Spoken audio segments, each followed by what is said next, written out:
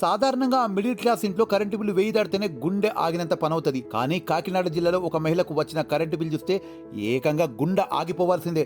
ఆ నెంబర్ ఎంతో తెలుసా?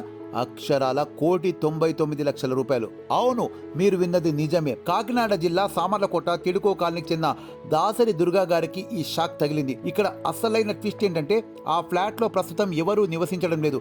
కనీసం లైటు ఫ్యాన్ కూడా వాడటం లేదు. ఖాళీగా ఉన్న ఇంటికి కోట్లలో బిల్లు రావడంతో ఆవిడ బిత్తరపోయారు. బహుశా ఆ ఇంట్లో ఏమైనా సీక్రెట్ గా బిట్ కాయిన్ మైనింగ్ జరుగుతుందేమో అని అందరూ జోకులు వేసుకుంటున్నారు. టెన్షన్ తట్టుకోలేక బాధితురాలు వెంటనే విద్యుత్ కార్యాలయానికి పరుగులు తీశారు. తీరా అక్కడ సిబ్బంది ఏం చెప్పారు తెలుసా? అమ్మా, మీ ఇంట్లో కొత్త మీటర్ మార్చాం కదా, అందులో చిన్న టెక్నికల్ ప్రాబ్లం వల్ల ఇలా వచ్చిందిలే అని సింపుల్గా తెలియజేశారు. అంటే టెక్నికల్ ఇష్యూ వస్తే ఒక సామాన్యుని కోటీశ్వరుని చేసేస్తారా, లేక ఇలా బిల్లులు ఇచ్చి రోడ్డు మీదకి తెస్తారా? మీకు ఎప్పుడైనా ఇలాంటి పవిత్రమైన బిల్లులు వచ్చాయా? కామెంట్స్తో చెప్పండి. మరిన్ని అప్డేట్స్ కోసం ఫాలో అవ్వండి.